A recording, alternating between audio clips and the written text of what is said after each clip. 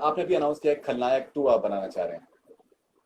हाँ, खलनायक 2 पे हमारा बहुत 2-3 साल से काम चल रहा है, क्योंकि संजय दत्त जब बाहर आया तो संजय दत्त हमेशा मेरे प्यारे रहे हैं, दोस्त रहे हैं, फैमिली मेंबर रहे हैं। और उन्हें जब वो जेल में थे तब से वो मुझे चिट्ठी लिखते थे।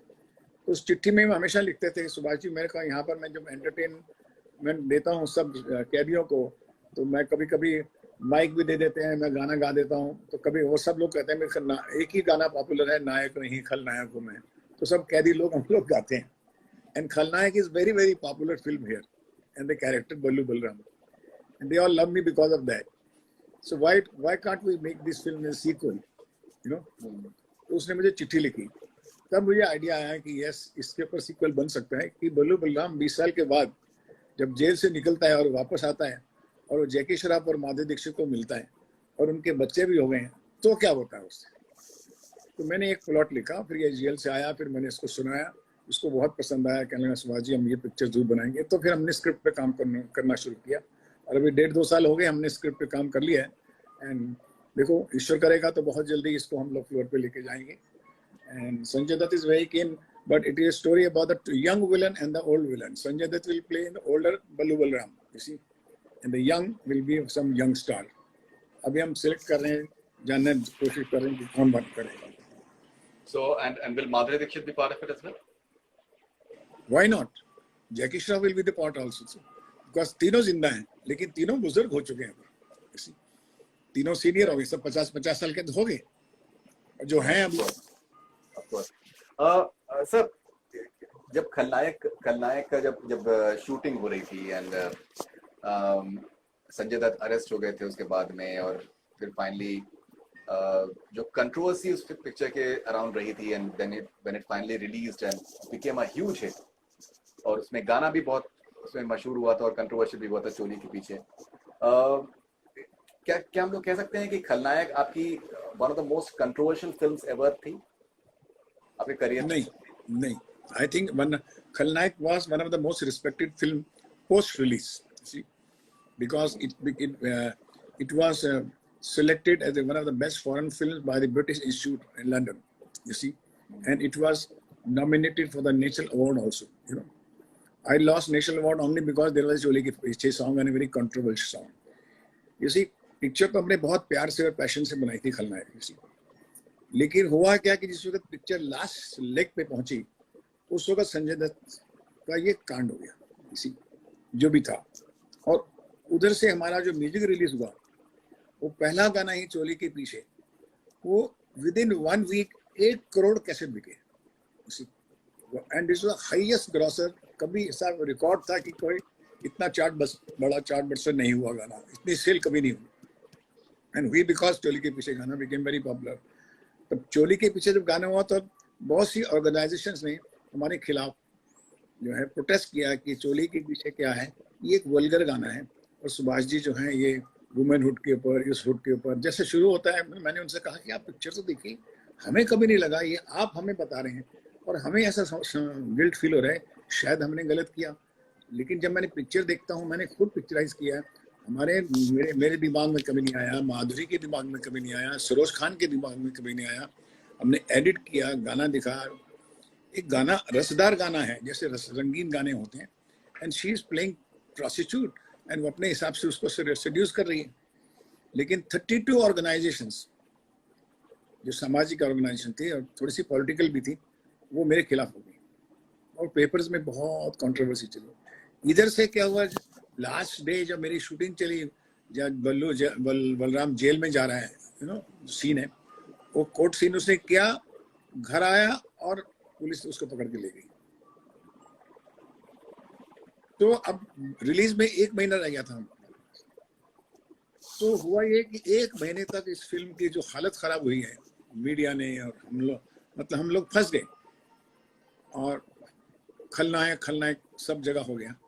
अब खलनायक की मैं एक बड़े मजे की बात बताऊं आपको, तो जब मैंने पिक्चर शुरू की थी और मैंने खलनायक टाइटल रखा था, तो मुझे सब डिस्ट्रीब्यूटर्स का फोन आया कि साहब ये टाइटल मत रखिए, बड़ा बोरिंग टाइटल है, ऐसा लगता है किसी सस्ते उपन्यास का टाइटल है, हिंदी सस्ते, खलनायक जो नाम रखा है। तो मैंने उस वक्त मुस्कुरा के उनको ये कहा था ये रिलीज होने दीजिए, ये टाइटल ये बहुत बड़ा टाइटल बन जाएगा। और वो इस कंट्रोवर्सी में आके वो इतना बड़ा टाइटल हो गया कि लोग सोचे कि क्या है इसके अंदर, ऐसी ऐसी क्या बात है।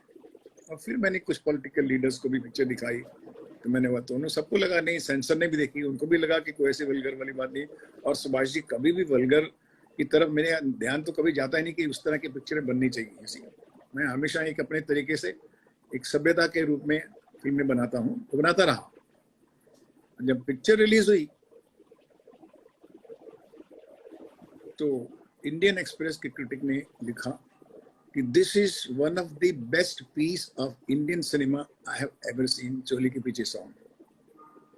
अब बताइए वो कहाँ, जो मेरे सिर पे इतना बड़ा बोझ था, नेक्स्ट डे ये पीस, और जो पब्लिक ने उसको सराहा है इस गाने को। ये जो बीच में फ्राइडे का और सैटरडे का दिन होता है, हम सभी डायरेक्टर्स के लिए बहुत बड़ा प्रॉब्लम का दिन होता है। थर्सडे तक तो हमारी माँ ही मर जाती है, समझिए। और फिर फ्राइडे सैटरडे को जब जिंदा होती है तो नानी बेटियां सब आ जाती हैं, खुशहाली हो जाती है। But we go through very tough time before release and once it is a controversial. Right. Subhash ji, आपका एक बहुत ही आपकी यूनिक एक डिस्टिंक्शन है कि आपने दिलीप कुमार साहब के साथ में आपने 3 फिल्मों में काम किया, विधाता, सौदागर एंड कर्मा। जी जी।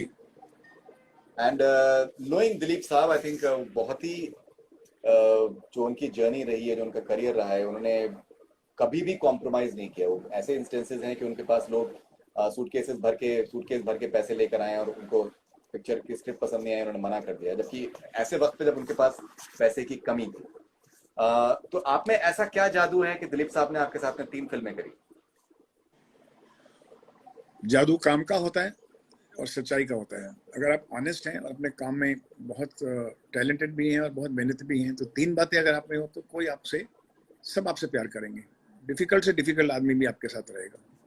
मुझे भी पता लगा था जब मैंने दिलीप साहब के साथ पहली फिल्म की थी, तो लोगों ने कहा कि तुम दिलीप साहब के साथ पिक्चर कर रहे हो, ये तो 2-3 साल लगाते हैं, पूरी फिल्म का अपने कंट्रोल में ले लेंगे और स्क्रिप्ट अपने आप खुद लिखेंगे और तुम्हें एज ए डायरेक्टर का वजूद तुम्हारा खत्म हो जाएगा। मैंने बोला कोई बात नहीं, लेकिन मुझे दिलीप साहब के साथ काम करनी है, because I was the biggest fan of mister Dilip Kumar since my childhood. And मैंने उनके साथ पिक्चरें की, विधाता superhit, Karma superhit, Saudagar superhit.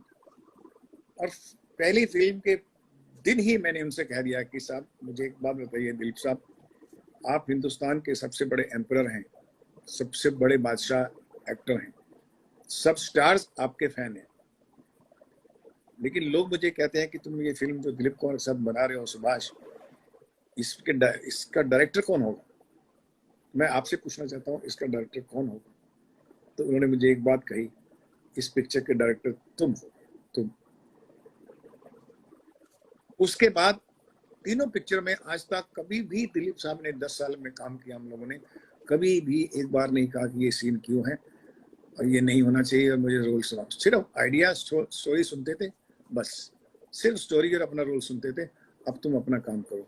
I think जितना प्रिविलेज मुझे दिया, जितना कंफर्ट लेवल दिलीप साहब ने मुझे दिया, लेकिन मैंने दिलीप कुमार साहब से सीखा बहुत कुछ। उनके पास ऐसे ऐसे प्रोड्यूसर आते थे, उस टाइम पे 2-2 करोड़ रुपया सामने रख के लेकर आते थे कि आप हमारी पिक्चर कीजिए, तो कभी पिक्चर नहीं करते थे।